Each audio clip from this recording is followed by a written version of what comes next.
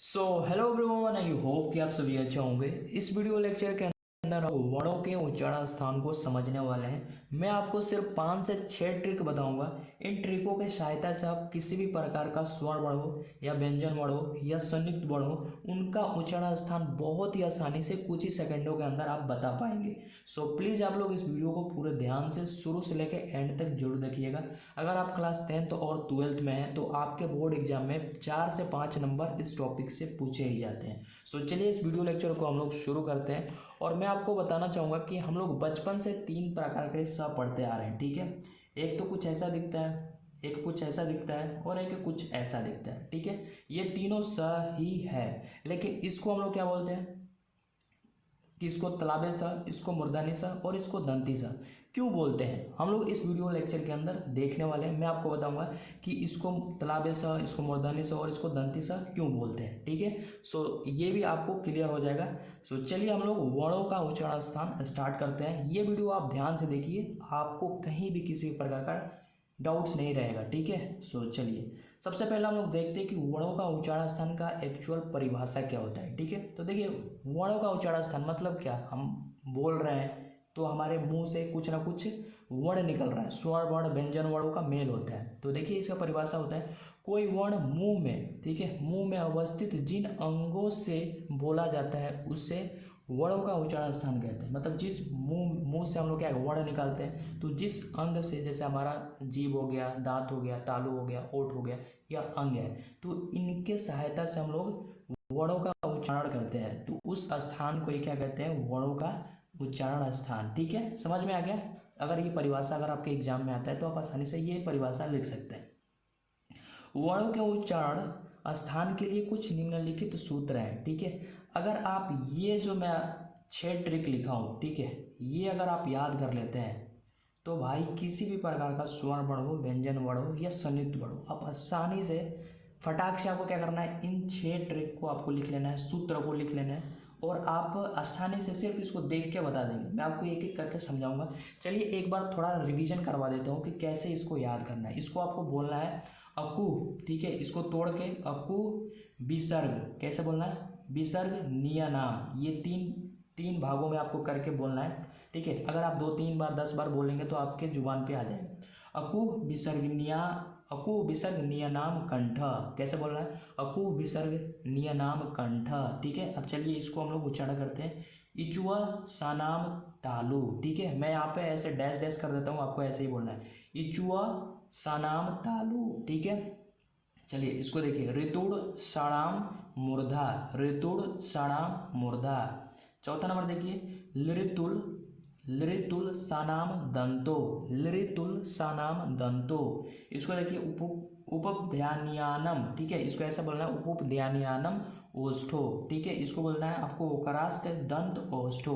तो ये 6 ट्रिक है, ठीक है। ये 6 ट्रिक मैं आपको बोलूँगा कि आप याद कर लो, 4-5 बार लिख लो और 10 बार इसको आप थोड़ा सा बोल लो, ठीक है। चलिए एक बार और बोल लेते हैं, यही ट्रिक है, ठीक है। बस मैं आपको समझा दूंगा, आपको समझ में आ जाएगा, ठीक है। देखिए अकु विसर्गनिया नाम कंठ, इचुआ सानाम तालु, ऋतुड़ सानाम मूर्धा, लृतुल सानाम दंतो, उपध्यानियानाम ओष्ठो, वकरास्त दंत ओष्ठो, ठीक है। अब चलिए एक एक करके हम लोग समझते हैं इसका मतलब क्या है, ये ट्रिक कैसे काम करता है, ठीक है। ये ट्रिक कैसे काम करता है, बस आपको यही समझना है, ठीक है। चलिए अब देखिए, अकु विसर्गनिया नाम कंठ, अकु विसर्गनिया नाम। अब देखिए यहाँ पे अ का मतलब होता है अ और आ, ठीक है, समझ में आ गया। अ मतलब अ और आ दोनों आता है। अकु मतलब यहाँ पे होता है क वर्ग, क वर्ग का मतलब क्या हुआ, क इसमें आ जाएगा, ख आ जाएगा, इसमें ग आ जाएगा और घ आ जाएगा और अंग आ जाएगा, ठीक है। चलिए तो इतना क वर्ग का मतलब क्या होता है, ये होता है क ख ग घ और अंग, ठीक है। तो यहाँ पे अ का मतलब अ आ और कु का मतलब क वर्ग, ठीक है। और यहाँ पे ह का मतलब ह हो जाएगा और विसर्ग, यहाँ पे विसर्ग का मतलब विसर्ग, जैसे यहाँ पे क्या होता है, इसको हम लोग क्या बोलते हैं, ठीक है, इसको हम लोग विसर्ग बोलते हैं, ठीक है। तो विसर्ग। अब देखिए इस सूत्र का मतलब इतना सारा क्या है, वर्ण है, अ आ क वर्ग मतलब क ख ग घ अंग और ह, ठीक है। और विसर्ग का उच्चारण स्थान क्या है, कंठ। तो देखिए इसका सूत्र मतलब सूत्र में ये सारा चीज छुपा हुआ है। अकु विसर्ग नियनाम कंठ, ठीक है। मतलब अ आ क वर्ग मतलब क ख ग घ अंग ह, और विसर्ग का उच्चारण स्थान क्या होता है? कंठ होता है। तो हम लोग इनका उच्चारण स्थान किससे करते हैं? कंठ से करते हैं। बस सूत्र का यही मतलब है। अको विसर्गनीय नाम कंठ, अ मतलब अ आ, कु मतलब क वर्ग, ठीक है। एक बार आप थोड़ा सा लिख लेंगे तो आपको समझ में आ जाएगा कि ह मतलब ह, ठीक है, और विसर्ग मतलब ये होता है, ठीक है, विसर्ग, और बस इसका मतलब यहीं तक है। उसके बाद इसका उच्चारण स्थान कंठ, मतलब यहाँ पे ये पता चल रहा है कंठ, ठीक है। तो समझ में आ गया पहला। अब चलिए दूसरा समझते हैं।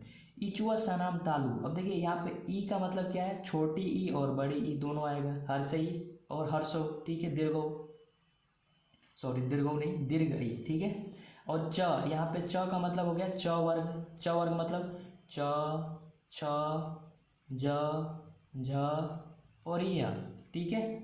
अब य, तो यहाँ पे यू मतलब य हो जाएगा, इन दोनों का मतलब य। और यहाँ पे देखिए स, ठीक है, तालव्य स। अभी मैं आपको बताऊंगा इसको तालव्य स क्यों बोलते हैं। अब आपको पता चल गया होगा क्यों बोलते हैं, क्योंकि तालु से इसका क्या करते हैं हम लोग? उच्चारण करते हैं तालु से, ठीक है। तो इसका इसलिए हम लोग इसको बोलते हैं तालु। तालु मतलब तालव्य स, इसलिए मतलब देखो इसमें नाम ही छुपा है, तालव्य स मतलब तालु स, ठीक है, तालव्य स। तो समझ में आ गया तालव्य स। बाकी अब तो आपको दो समझ में आ गया होगा, ठीक है। देखिए ई मतलब छोटा ई बड़ा ई, और च मतलब यहाँ पे च वर्ग च छ ज झ इ, ठीक है, ये आ जाएंगे पाँच। और यह यहाँ पे हो गया, और स मतलब तालव्य स होगा, इसका उच्चारण स्थान क्या है? तालु है। तो ये आपको समझ में आ गया सूत्र, इचुआ सनाम तालु, ठीक है। चलिए तालु भी समझ में आ गया, कंठ समझ में आ गया, तालु समझ में आ गया। अब आइए हम लोग 3 नंबर समझते हैं। देखिए री का मतलब री आपको लिख देना है, और टू मतलब ट वर्ग, ठीक है, ये हो गया ट वर्ग मतलब ट आ जाएगा, इसमें ठ आ जाएगा, ड आ जाएगा, और क्या आ जाएगा? ढ आ जाएगा, ट ठ ड ढ अड़, ये पांचों आ जाएंगे, ठीक है। तो री ट वर्ग मतलब ट ठ ड ढ अड़, और र, ठीक है, और मूर्धनी स, यहाँ पे र है और स है, ठीक है। यहाँ पे र और स का उच्चारण स्थान क्या है? मूर्धा है, ठीक है। अब यहाँ पे इसको हम लोग मूर्धनी सा क्यों बोलते हैं? क्योंकि इसका उच्चारण स्थान हम लोग किससे करते हैं? मूर्धा से कहते हैं। तालव्य सा समझ में आ गया, मूर्धनी सा भी समझ में आ गया, ठीक है। तो ऋतुड़ सणाम मूर्धा मतलब र री, ट वर्ग मतलब ये हो गया, और र मतलब, ठीक है, र मतलब र, और मूर्धनी सा मतलब ये हो गया, ठीक है।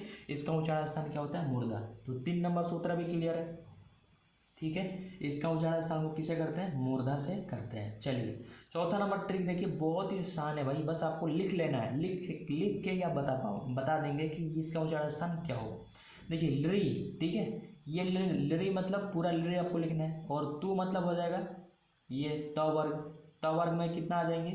त आ जाएगा, त थ द ध और न, ये पांचों आ जाएंगे, ठीक है। त वर्ग मतलब त थ द ध न, और ल मतलब ये हो गया ल, और स पे आके खत्म हो रहा है सारा, ठीक है। तो यहाँ पे हो गया ये दंती सा। इसको दंती सा क्यों बोलते हैं? क्योंकि इसका दांत से उच्चारण करते हैं, ठीक है। तालव्य सा समझ में आ गया, मूर्धनी सा समझ में आ गया, और दंती सा भी समझ में आ गया।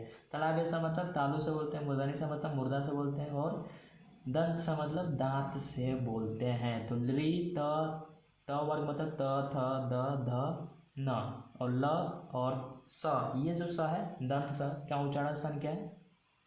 दांत है, ठीक है। सो आपने इस वीडियो को लाइक नहीं किया तो प्लीज़ मेरा भाई इस वीडियो को लाइक कर दे, और चैनल को सब्सक्राइब नहीं किया तो चैनल को भी सब्सक्राइब कर दे। लाइक और सब्सक्राइब तो बनता ही है, ठीक है। हम लोग 4 सूत्र देख लिए, ठीक है। अब 5वां सूत्र देखते हैं, ठीक है। बस आपको समझा रहा हूँ कि कैसे तोड़ के लिखना होता है। ऊ, यहाँ पे ऊ का मतलब क्या है? ऊ का मतलब छोटा ऊ और बड़ा ऊ आ जाएगा, और प मतलब यहाँ पे प वर्ग आ जाएगा, ठीक है। प वर्ग के अंदर भी कितने आ जाएंगे? प फ ब भ और म, ठीक है, ये पांचों आ जाएंगे, ठीक है। तो ऊ, छोटा ऊ, बड़ा ऊ, और प फ ब भ म प वर्ग में आ जाएंगे। बस इसका यही तक हुआ, ठीक है। और यहाँ से ये सूत्र का पार्ट है, उपुप ध्यानम ओष्ठ, ठीक है। ओष्ठ मतलब इसका उच्चारण स्थान हम लोग किससे करते हैं? सॉरी, इसका उच्चारण हम लोग किससे करते हैं? ओष्ठ से करते हैं, ठीक है। तो ये सूत्र भी समझ में आ गया। अब आइए छठा और लास्टवा सूत्र, और कुछ यहाँ पे संयुक्त वर्ण है, ठीक है। संयुक्त वर्ण ये एग्जाम में आपके पूछे जाते हैं, तो ये समझना और ज़्यादा जरूरी है।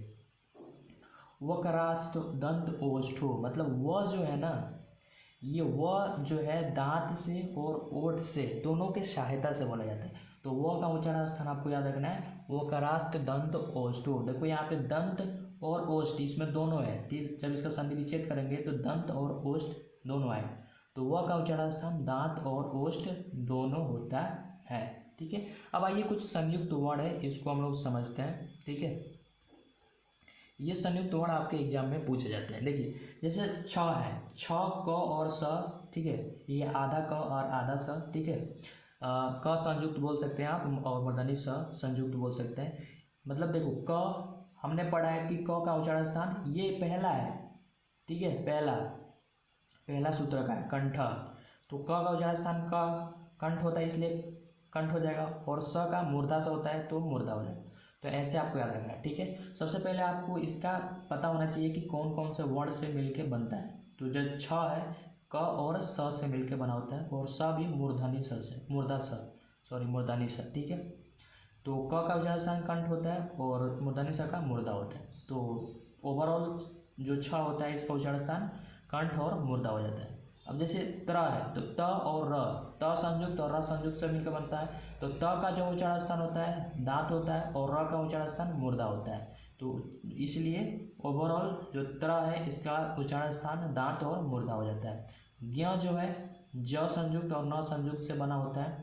तो ज का जो उच्चारण स्थान होता है तालु होता है, और न का जो उच्चारण स्थान होता है दांत होता है। तो इसलिए ज्ञ का जो ओवरऑल मतलब पूरा हम लोग बोलेंगे कि तालु और दांत से बोलते हैं। अब देखिए ए आई जो होता है कंठ और तालु, ये थोड़ा आप याद कर लेना, इसका ट्रिक कोई नहीं है। ए और आई का कंठ और तालु, और ओ और औ का कंठ और ओष्ठ होता है, ठीक है। तो हमने छः तो सूत्र देखा और कुछ संयुक्त वर्ण के लिए ये ट्रिक देखा कि जो छ होता है ये संयुक्त वर्ण क संयुक्त और मूर्धनी स संयुक्त से बना होता है। तो क का जो उच्चारण स्थान होता है और जो मूर्धनी स का उच्चारण स्थान होता है वही उसका ओवरऑल उच्चारण स्थान छ का होता है। जैसे कंठ और मूर्धा से हम लोग छ का उच्चारण स्थान करते हैं। तो मैं उम्मीद करता हूँ कि आपको वर्णों का उच्चारण स्थान बहुत ही आसानी से समझ में आ गया होगा। अगर आप, ठीक है, मैं तो आपको बोलूँगा कि ये जो है ना छः, ठीक है, अकु विसर्गनीय नाम कंठा, इच्वु सा नाम तालु, ऋतुर सा नाम मूर्धा, लृतुल सा नाम दंतो, उपध्यानिया नाम ओष्ठ, वक्रास्त दंत ओष्ठ। अब बहुत सारे टीचर है क्या कि उसको अलग अलग तरीके से बताते हैं, लेकिन ये 6 ट्रिक आप याद कर लेंगे तो कहीं भी किसी प्रकार का आपको रटने की ज़रूरत नहीं है, ठीक है। बस आपको ये रटना है और आप इसको देख के बता सकते हैं कि किसका वर्ण, कौन सा वर्ण या कौन सा स्वर वर्ण व्यंजन वर्ण का उच्चारण स्थान क्या होगा। तो मैं उम्मीद करता हूँ कि आपको सारी चीज़ें अच्छे से समझ में आ गया होगा। और फिर से मैं कहना चाहूँगा, आपने इस वीडियो को लाइक नहीं किया और चैनल को सब्सक्राइब नहीं किया तो फटाफट से मेरा भाई ये दोनों काम कर लीजिए। सो मिलते हैं नए वीडियो लेक्चर में, तब तक के लिए टेक केयर, थैंक यू।